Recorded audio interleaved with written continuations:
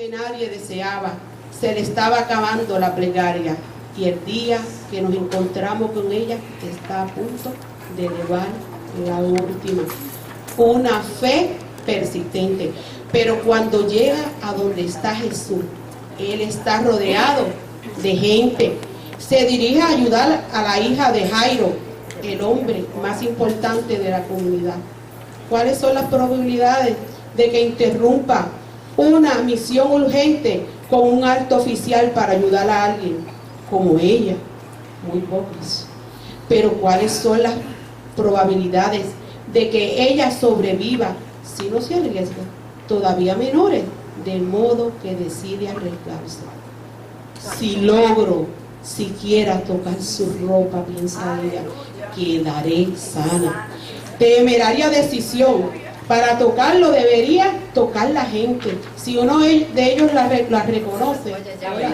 Pero se arriesgó a perder inclusive su vida, ¿verdad? Por tocar el manto del maestro. Y virtud sanadora salió de él. Por eso es que ese cántico tan hermoso, yo sé que estás aquí, ¿verdad? Ese se refiere precisamente a ese testimonio. Ajá. Y la pregunta de los apóstoles, pero tanta gente que te está tocando y tú sabes quién. Sí, porque el Señor sabía, ¿verdad? Que conoce todo, conoce nuestro corazón, sabe de qué cosa tenemos necesidad. Sin tan siquiera decirlo, Él lo sabe. Así que en esta mañana usted, ¿verdad? Necesita un milagro del Señor. Este es el mejor lugar porque el Señor está aquí, ¿verdad? Y este cántico que dice, estás aquí, siento la unción en este lugar, siento el poder de tu majestad. Señor, estás aquí cubriéndome, levantándome. Yo sé que estás aquí. Amén. Sí, Señor. Siento la unción en este lugar, siento el poder de tu majestad, siento la unción en este lugar, siento el poder de tu majestad. Señor, estás aquí cubriéndome, Señor, estás aquí levantándome, Señor, estás aquí sanando mi cuerpo, sé que estás aquí, Señor, estás aquí cubriéndome, Señor, estás aquí levantándome, Señor, estás aquí sanando mi cuerpo, sé que estás aquí sanando mi cuerpo, sé que estás aquí, Señor, estás aquí cubriéndome, Señor, estás aquí levantándome, Señor, estás aquí sanando mi cuerpo, sé que estás aquí. Aleluya, el Señor está aquí, amén. Un aplauso al Señor, porque dice la palabra que la vida en medio de la compartiendo estos minutos. Yo no soy kilométrico en mí, por eso es que Miriam me invita.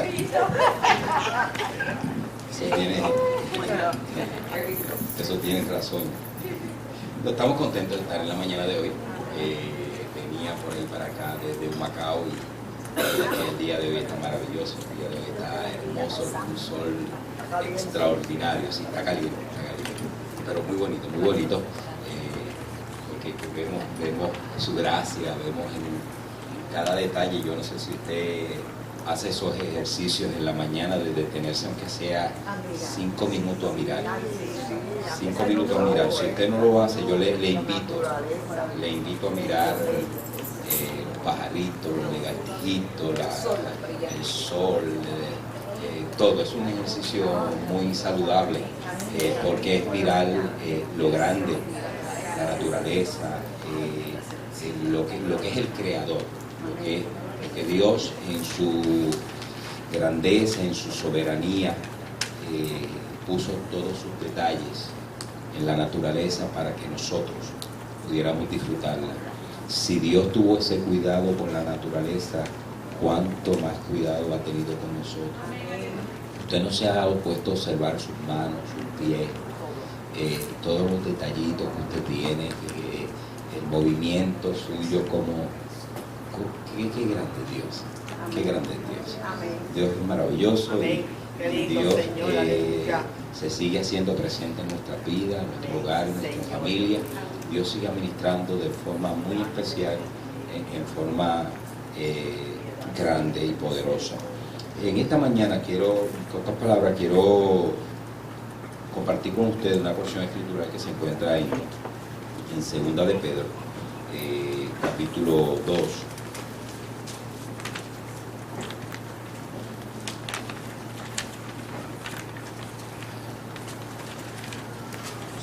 Lo que pasa es que cuando uno llega, pasa del 40, como que los ojitos comienzan a fallar, y estoy haciendo un ejercicio por no utilizar unas gafas viejas que encontré por allí, que yo no sé ni de quién son, pero vamos a hacer el esfuerzo. En 2 de Pedro, capítulo 1, quiero compartir unos versículos del versículo 3 al versículo 2, y lo voy a leer en la Nueva Versión Internacional. Queremos pues hablar un poco de él. Dice así: con la bendición del Padre, del Hijo y del Espíritu Santo. Amén. Su divino poder, al darnos el conocimiento de aquel que nos llamó por su propia gloria y potencia, nos ha concedido todas las cosas que necesitamos para vivir como Dios manda.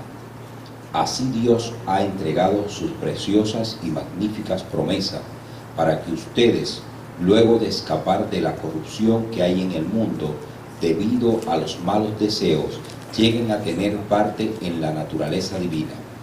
Precisamente por eso, esfuércense por añadir a su fe virtud, a su virtud entendimiento, al entendimiento dominio propio, al dominio propio constancia, a la constancia devoción a Dios, a la devoción a Dios afecto fraternal, y el afecto fraternal amor, porque estas cualidades, si abundan en ustedes y en mí, les harán crecer en el conocimiento de nuestro Señor Jesucristo y evitarán que sean inútiles e improductivos. En cambio, el que no las tiene es tan corto de vista que ya ni ve, y se olvida de que ha sido limpiado de sus antiguos pecados. Por lo tanto, hermanos, esfuércense más todavía por asegurarse del llamado de Dios, que fue quien los eligió. Si hacen estas cosas, no caerán jamás, y se les abrirán de par en par las puertas del reino eterno de nuestro Señor y Salvador Jesucristo. Por eso, siempre les recordaré estas cosas, por más que las sepan y estén afianzados en la verdad que ahora tienen. Señor, gracias. Gracias por tu paz, por tu misericordia. Gracias por este tiempo hermoso en la mañana de hoy de poder compartir con mis hermanos esta porción de tu palabra y quizás dejar algunas palabras de reflexión sobre la misma.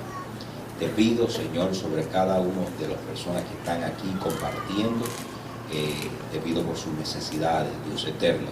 Tu palabra nunca torna atrás vacía, por lo tanto, Dios eterno, te pedimos que estemos en el hueco de tu mano y que tú nos bendigas de manera poderosa en la mañana de hoy. Amén. Cuando nosotros muchas veces hemos estado en nuestra escuelita elemental, no sé si en algún momento ustedes le decían, vamos a montarnos en la máquina del tiempo y vamos a transportarnos y allí vamos a observar unos y otros detalles. Yo les invito a hacer este ejercicio en esta mañana. Yo quiero que nos transportemos en este momento y vamos a pensar que estamos arriba y que estamos mirando las dos cartas, las dos epístolas del apóstol Pedro, una al lado de la otra.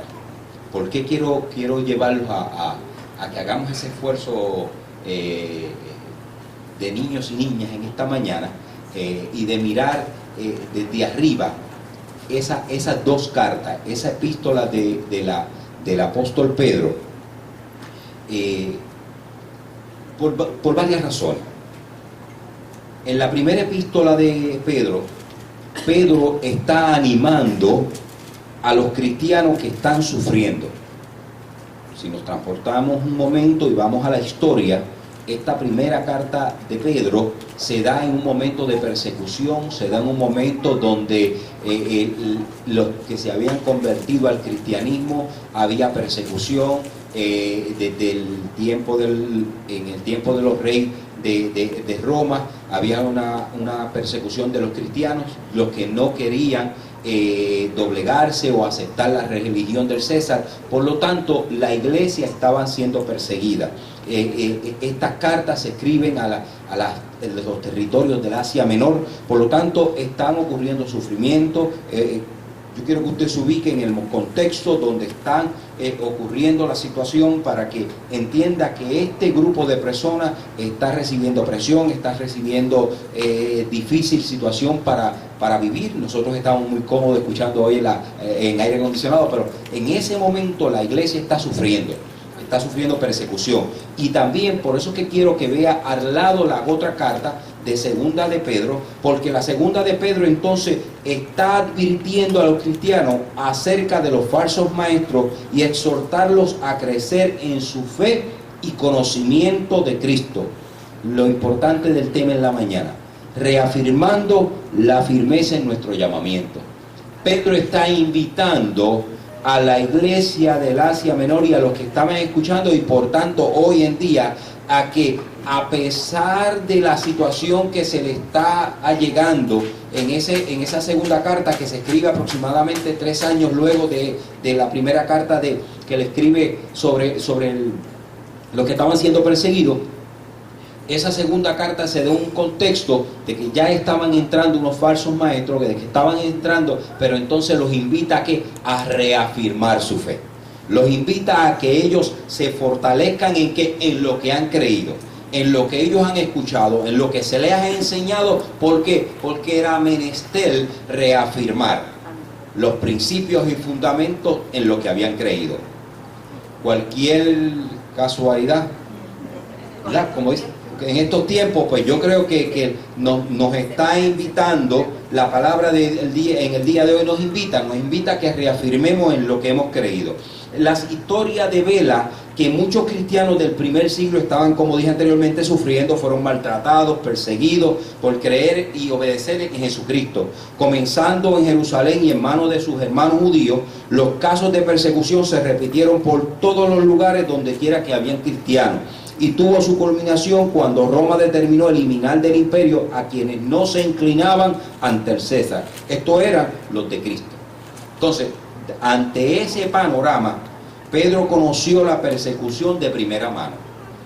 Fue golpeado, fue encarcelado, fue amenazado muchas veces. Él había visto morir aún a los hermanos en la fe, martirizados, habían visto la iglesia dispersa. Así que Pedro, ya en este contexto, Pedro estaba maduro. Pedro ya era aquel discípulo que había tomado la iglesia también en sus hombros, que había visto lo de la persecución, pero también había visto el crecimiento de la iglesia, el fortalecimiento, los que habían abrazado la fe de lo que ellos habían vivido con Jesucristo.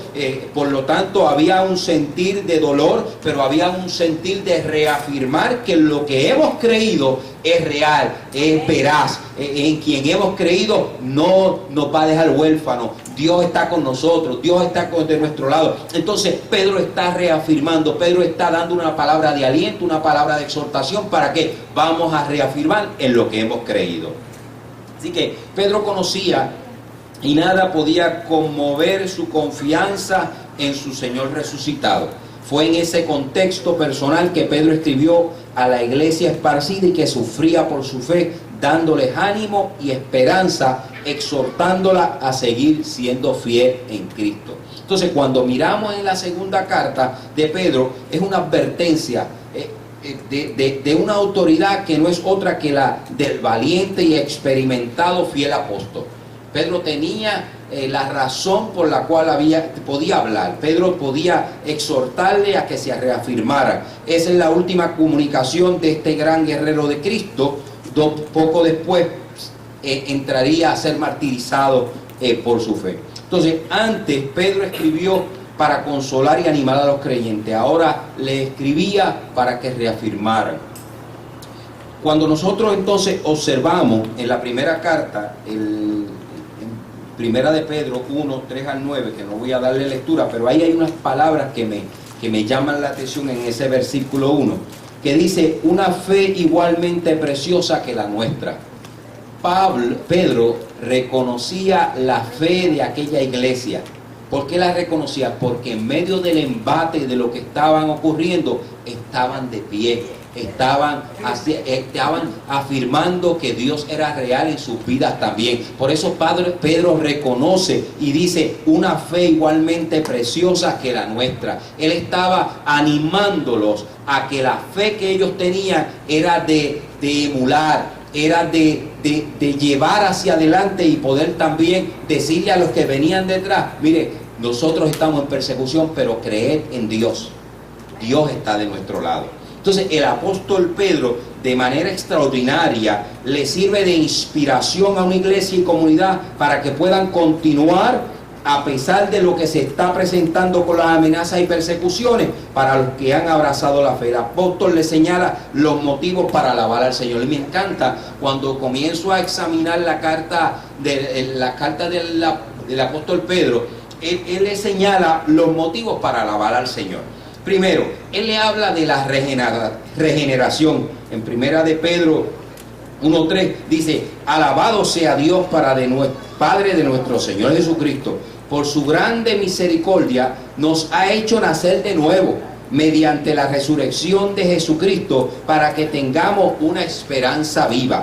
Es interesante que él los motiva a entender que el nacer de nuevo era necesario reconocer y era motivo de animarnos, motivo de fe, porque si nosotros habíamos dejado una pasada manera de vivir, habíamos hecho un compromiso con Dios, ese nuevo nacimiento era motivo ¿para qué? Para reafirmar nuestra fe.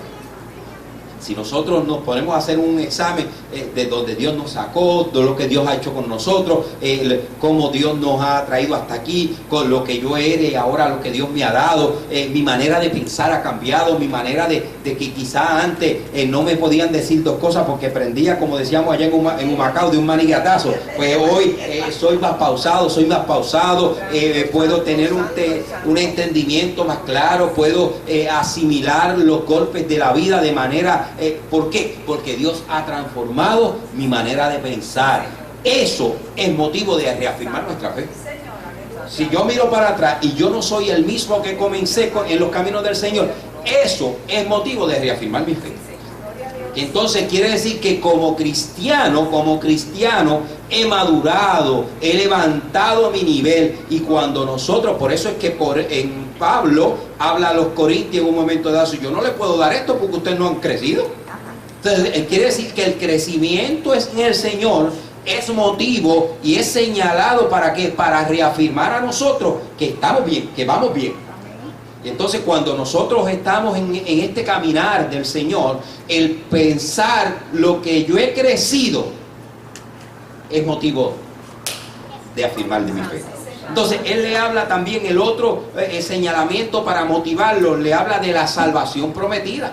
Dice en Primera de Pedro 1:5, a quienes el poder de Dios protege mediante la fe hasta que llegue la salvación que se ha de revelar en los últimos tiempos. La promesa de esperanza para la iglesia es motivo de fe. Es motivo para reafirmar mi fe, lo que yo estoy esperando. Por eso es que en un momento dado él le dice, varones Galileo que estáis mirando, de la misma forma que habéis visto ir, de la misma forma él vendrá. Esas palabras son para reafirmar que mi convicción. Yo no estoy dando aquí palos a ciegas, yo tengo una esperanza en mi ser ya sea que yo me adelante porque Él me mande a buscar o esperamos que Él venga. Puede pasar una u otra cosa, pero eso es motivo para reafirmar mi convicción y mi fe, que yo he de seguir hacia adelante. Los motiva que la protección en nuestra vida de fe, en ese mismo versículo. La cuarta, mire qué interesante, los motiva a través de la prueba del sufrimiento. Y usted dice, pero ¿cómo es esto? Y en primera de Pedro 1:7 dice, el oro, aunque perecedero, se acrisola al fuego. Así también la fe de ustedes, que vale mucho más que el oro, al ser acrisolada, ser probada por las pruebas, demostrará que es digna de aprobación, gloria y honor cuando Jesucristo se revele. Qué interesante, que aún en medio de las pruebas que quizás nosotros podamos estar pasando, esa situación te sirve también a ti para reafirmar tu fe, porque no estás sola ni solo, porque estás confiando en el que todo lo puede. Y en medio del proceso de prueba, en medio del proceso quizás de la enfermedad, de lo que estás pasando, pues lo grande de nosotros, de la iglesia de Cristo, que no estamos solos, estamos ahí con Dios, con nosotros. También los invita a que la fe que nos fue concedida, o sea, los motiva a través de la fe que nos fue dada. Dice en primera de Pedro 1:8, ustedes lo aman a pesar de no haberlo visto, y aunque no lo vean ahora, creen en Él y se alegran con un gozo indescriptible y glorioso. Qué cosa tremenda, qué cosa grande. O sea, nosotros no lo hemos visto, nosotros estamos por fe porque creemos en el Cristo Jesús y reafirmamos y le creemos a Él y lo adoramos, lo alabamos, y nuestra esperanza está puesta en otro, no en otro que no en Él, que es en Él, que solo en Él. Entonces en Efesios 2:8 dice, porque por gracia ustedes han sido salvados mediante la fe. Esto no procede de ustedes, sino que es un regalo de Dios. Qué cosa tremenda. Los motiva también a través de lo que nos ha dado. ¿De qué? De su palabra. O sea, la palabra que nos ha dado es motivo para reafirmar nuestra fe. Primera de Pedro 1:23, pues ustedes han nacido de nuevo, no de simiente perecedera, sino de simiente imperecedera. ¿Mediante qué? La palabra de Dios, que vive y permanece. O sea, que aún la palabra me sirve a mí. ¿Para qué? Para reafirmar mi fe. Entonces Pedro está animándolos, exhortándolos a ellos, ¿a qué? Mire, las herramientas, lo grande, lo que Dios le ha dado en sus manos, son las herramientas para ¿qué? Para reafirmar en lo que hemos creído. Entonces, más adelante, en ese versículo, cuando nosotros miramos el versículo 4, en la segunda epístola, ya entrando en el pasaje que leí, donde quiero aterrizar, dice el versículo 4 de segunda de Pedro 1:4. Así Dios nos ha entregado, ¿qué dice ahí? Sus preciosas y magníficas promesas. Wow, eso me encanta. Esa palabra, esa porción, como dicen por allá en mi barrio, me voló la cabeza. Y me puse a meditar en eso, me puse a meditar en esa expresión. Así Dios nos ha entregado sus preciosas y magníficas promesas. ¿Para quién? Para que ustedes, luego de escapar de la corrupción que hay en el mundo debido a los malos deseos, lleguen a tener parte en la naturaleza divina. En el versículo anterior, en el 3, su divino poder, al darnos el conocimiento de aquel que nos llamó por su propia gloria y potencia, nos ha concedido todas las cosas que necesitamos para vivir como Dios manda. Wow. Quiere decir que Dios a nosotros nos ha dado lo necesario para vivir afirmados en Él. No hay excusa. Qué tremendo. O sea, Dios nos ha capacitado, nos ha dado lo necesario.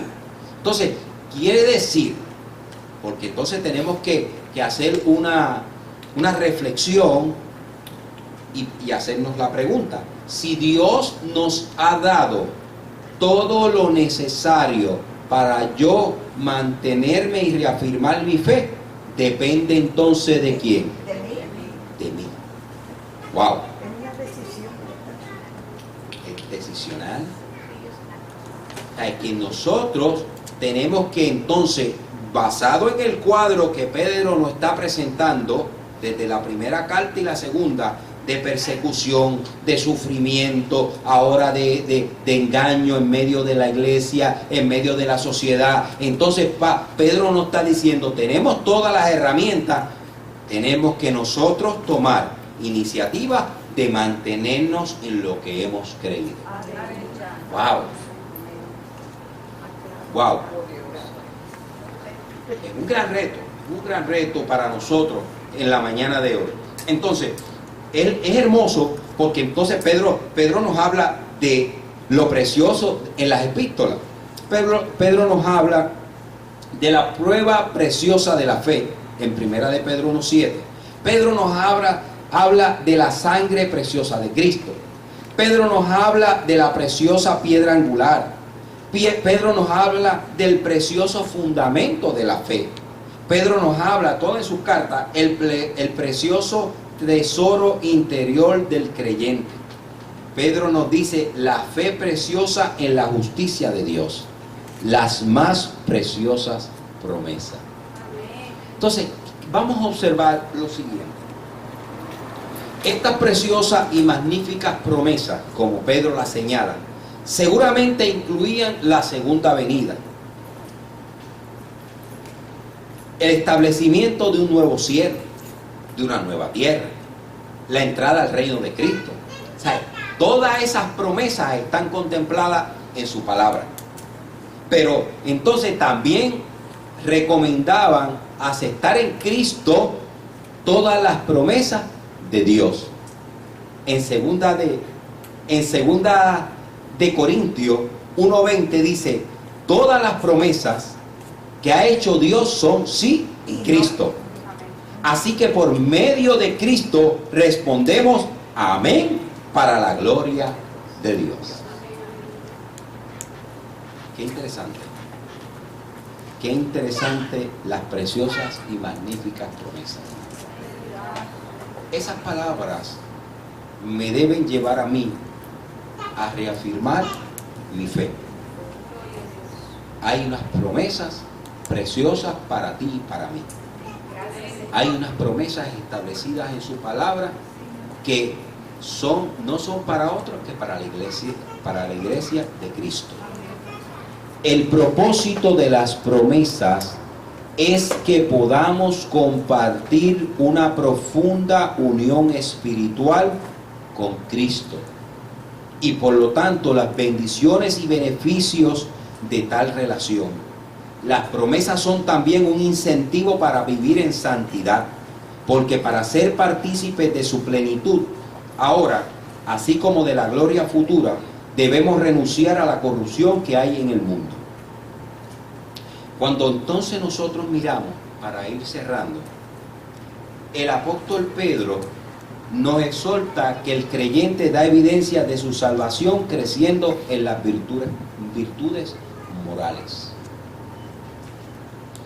Pedro, cuando usted va a la porción que yo leí del versículo 5, si nos ubicamos en esos versículos, él ata eso, que el creyente da evidencia de su salvación creciendo en las virtudes morales. Por eso es que te habla de fe. A la fe le añade virtud. A la virtud, entendimiento, conocimiento, dominio propio, constancia, que no es otra cosa que paciencia, devoción a Dios, que no es otra cosa que piedad, afecto fraternal y amor. O sea, tienen que develar de mi vida en mi desarrollo y en mi madurez espiritual esto. Posiblemente todas no las tengamos en el comienzo, pero en la medida que usted va creciendo en el Señor, esto tiene que develarse en su vida. ¿Para con quién? No para usted nada más, para con todos los que nos rodean. ¿Por qué? Porque eso es parte de ¿qué? De mi desarrollo y de mi crecimiento y de mi madurez espiritual. Porque entonces en el versículo 8 nos dice, porque si estas cosas están en nosotros, y no en poco, dice, y abundan. Es interesante ese señalamiento. No es que lo tengamos para nosotros nada más, es que tienen que abundar, tienen que compartirse, tienen que verse. Por eso es que algunas personas quizás me han abordado y quizás cuán bueno, cuán cristiano uno puede ser. Yo puedo medir a los cristianos en las relaciones con sus semejantes. Si usted me dice que usted se sabe los 66 capítulos, los 66 libros de la Biblia, y en su desarrollo personal tiene dificultad para compartir con los demás, para relacionarse, yo tengo grandes dificultades. O sea, el asunto del cristiano es un estilo de vida que tiene que emanar todo esto, manifestarse, y tiene que dejarse ver, tiene que dejarse sentir, y tiene que marcar a nuestro entorno alrededor. Que si eres cristiano, que se te note, como dice el bumper sticker. Porque si estas cosas están en vosotros y no en poquitas y abundan, oye, pero esto es un antídoto también, porque mira lo que dice luego: no os dejarán estar ociosos, ni sin fruto en cuanto al conocimiento de nuestro Señor Jesucristo. Así que también nos dice que esto también nos ayuda para que no tornemos a nuestra vida de pecado. Así que es necesario que esto que habla aquí es un antídoto. ¿Para qué? Para mantenernos en ¿qué? En la fe. Y que podamos reafirmar en lo que hemos creído y que podamos seguir hacia adelante. Una persona que no crece en estas virtudes puede recaer en sus antiguos pecados. Pedro no sugiere que la salvación sea por las obras, pero exhorta a los creyentes a vivir de tal manera que su elección se revele como algo absolutamente seguro. Qué interesante. Qué interesante. O sea, cuando Pedro nos exhorta a nosotros a que debemos reafirmar nuestra fe, que debemos estar en firmeza, o entender que debemos estar en firmeza en nuestro llamamiento, Pedro no lo hace en un vacío. Pedro lo hace entendiendo que hay una necesidad de que todo lo que puede llegar a nuestras vidas puede lacerar nuestra vida cristiana. Que lo que nosotros nos rodeemos, con lo que nosotros trabajemos, lo que nosotros nos pueda seducir, lo que nosotros pueda llegar, nosotros tenemos que tener cierto entendimiento, estar alerta, que no lacere nuestra vida cristiana. Así que mi invitación en esta mañana es que nosotros, con las herramientas que ya Dios nos ha dado, que están ahí, nosotros podamos tener la iniciativa, la voluntad de reafirmar nuestro llamamiento en Cristo Jesús. Y esa es la oración que yo quiero hacer en esta mañana. Yo quiero hacer una oración de que vamos a reafirmar lo que hemos creído. Que el Señor nos ayude a que podamos continuar hacia adelante. Con todo el paquete que traemos, con todo el paquete que tenemos, que nosotros, Dios nos ayude a reafirmar nuestra fe. Te invito a ponerte en pie en esta mañana.